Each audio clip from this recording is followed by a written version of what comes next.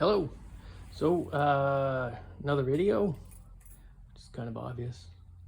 My wife has always told me I'm terrible at stating the obvious. So I proved her right again. Yeah, it was a little bit of slim pickings this week. As I said, the garage sale season is pretty much over here in the Great White North that isn't white yet. But we are heading into fall, and usually that you see a big drop off in garage sales. I did miss going to one of the few outdoor shows that's happened this year.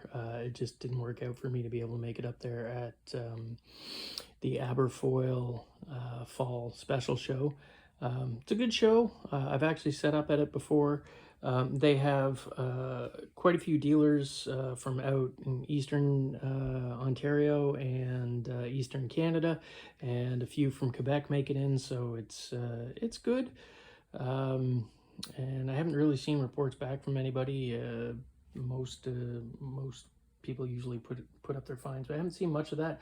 But I imagine that there was a lot of good stuff there as usual, especially since there haven't been any outdoor shows. So a lot of stuff has been building up with dealers over the lockdown. So hopefully some of you got out there. If you did, leave a comment, or maybe I don't know if you can leave pictures. I got to learn more about YouTube of any of the stuff you got, and let me know how it was. That'd be great. But let's get into it for what I did find. I've got what I think is the best thing I saved till last, so you'll see that at the very end. Oh, and I guess I should ask, can you please subscribe, like the video if you like it, or thumbs down it if you don't. It's the only way I learn.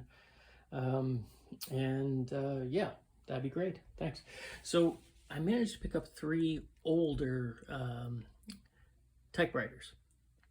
I got an Underwood, a Smith Corona, and a Remington.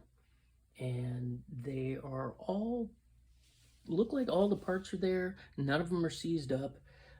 They could be refurbished to work again. I'm probably just going to clean them up to the point where they look good, because people do buy them just as display pieces. You put them up on a desk or up on top of a side table with some books, and then people think you're real smart. Like, there you go. But these ones are great. These are the kind of thing that, like, you know, you'd see the ghost of Hemingway tapping stuff out on. So maybe you can write your next masterpiece on one of these. I've always kind of hoped somebody would. Actually, once I sold a really cool Olivetti Italian olive green typewriter that was the exact same model that Leonard Cohen used throughout most of his life. And a father bought it for his daughter, who was she was of the age where she was starting to do some creative writing, and I've always kind of secretly hoped that she's able to create something great with that. So what else did I pick up? Oh, some vintage toys. These came from garage sales. And there were, like I said, I think 2 garage sales were the only things I had. This is an early original Coleco Electronic Quarterback. In the box, I can't remember if the instructions are in there or not, but the original foam is. Yeah, it's yeah, it is what it is. They actually remade these sometime in the 2000s, exact same packaging virtually, but the dates are different, slight different variations on them too. And they didn't come in these boxes, I don't believe. I think they came in like a plastic closing type case, clamshell type case that you see with most of the toys. But the originals are really cool. I had one of these as a kid. It used to get me into all kinds of trouble because I used to try to play it in class inside my desk cubby where the teacher couldn't see. But when once I did have it taken away, and then I got in a lot of heck when I got home that day. Yu-Gi-Oh! A little later. This is 1990s. It is a Yu-Gi-Oh! Basically Halloween costume. And as you probably are aware, 90s toys are really starting to go up in value, especially things like Pokemon, and with the astronomical rise in Pokemon, the Yu-Gi-Oh has kind of gotten pulled along with it.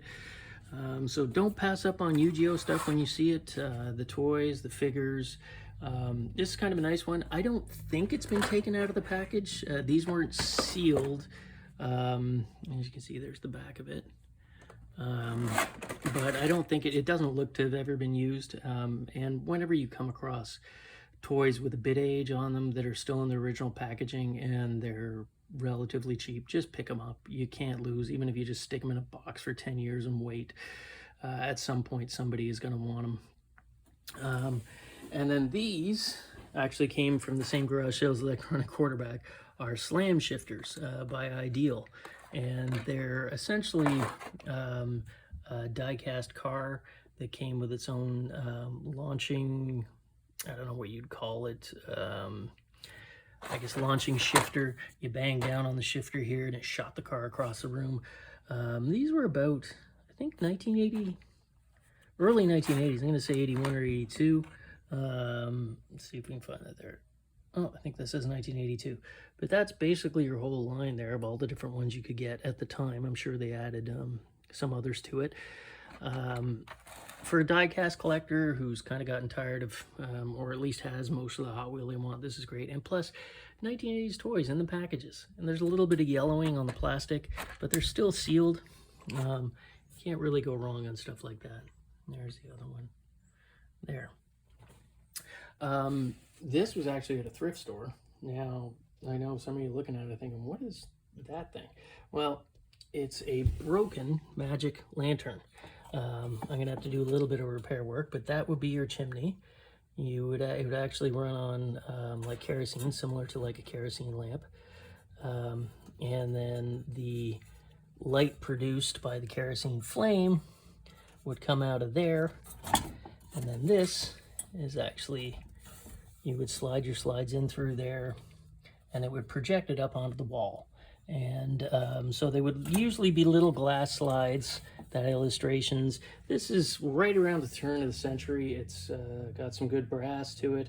The original box that closes up so you can carry it with a little lock on there. Again, same kind of thing. I don't know if I'm going to be able to get it to working order again, but if nothing else, it's a great display piece. And I think it was German. There is a pin there, little maker's tag, and it's German, so I can't read it. There you go. This one was an estate sale that I went to. There wasn't a lot there, but this was sitting in the corner. It's just kind of cool looking mid-century lamp, mixed media materials with you got your chrome, a little bit of smoked brown lucite, and then I think the wood, it's not teak, even though it is stained to look like teak. I think it's actually oak just by the grain, but I could be wrong on that. It's a tri-light, so it works, so you can turn on all the different lights at once or pick certain ones. It's a nicer piece, statement piece, because it's a pretty tall table lamp. So there's that. This one is something I'm gonna have to work on as well. It's kind of a space age, post-modernist, I don't even know if it's postmodernist, but modernist ashtray, floor tray. And usually you see these made in Italy. I can't remember now if the marks are on it, but this one's pretty scraped up. It's pretty faded. It might be due for a repaint because it's that far gone. Usually I don't like repainting things, but when things are a little bit too far gone, do we have any? Oh yeah, this one's right there, made in Italy. That's probably why I grabbed it. Sort of like that Memphis style, you know, Joe Colombo type stuff. Look at the balance on that thing. Oh yeah, didn't tip over. Beautiful. Wabbles wobbles. They don't fall down. So I think after you clean it up, that's going to be a really desirable piece. I don't know if I'm going to go with the orange again or, yeah, I don't know. We'll see what happens. And then these other two things, I'm almost down to the last one, came from the same estate. this one is just this amazing ashtray. It is clearly a 1950s ashtray, kind of atomic era.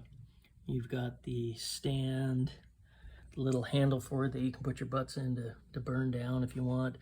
And then this black amoebic shape with little flecked white inflections on it. And it comes out so you can see the stand right there. It's definitely made for it. It's not something, great hairpin legs.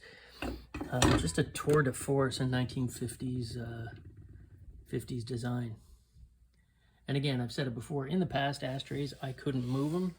And then all of a sudden I started selling them again, and that seemed to time itself right around the same time as they legalized weed. So my thought is that people all of a sudden realized, hey, where do we put our joints when we're done smoking them? Well, they needed ashtrays, and they started buying them again. So there you go. And then the last but not least, it's my favorite thing out of this, is a magnificent tension lamp. 3 color shades. You just see the tension lamps are also called pole lamps, but they had spring mechanisms at the top and the bottom, big in the 50s and 60s. And this one, fully working, all of them going, and again, you can switch them out. Here, we'll do a little switching. So they all go off, there you go. And then you can turn one on, or another one on, those 2 go on, or all of them on at once. And these are, I love pole lamps. I've been a big fan of tension lamps. You see, I got this great one here too. And they have a certain kind of ambience to them that you just can't really beat. Put these over in the corner beside a nice credenza, and you're all set. Needs a good cleaning, just like pretty much everything here, because this is straight from picks. But once that's cleaned up, that's going to be a really great piece for somebody to add a little bit of vintage flair to their room. There you go, all 3. So again, that's about it for this week. It was a bit slim and probably will get slimmer as time goes on.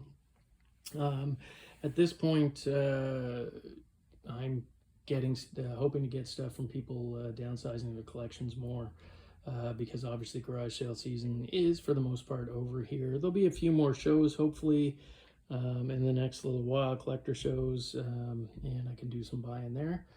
But that's it. So if you guys want to just leave any comments, like I said, good or bad, or if you have any reports back from the Aberfoyle fall show, special show, that would be great. Leave those in the comments area there too.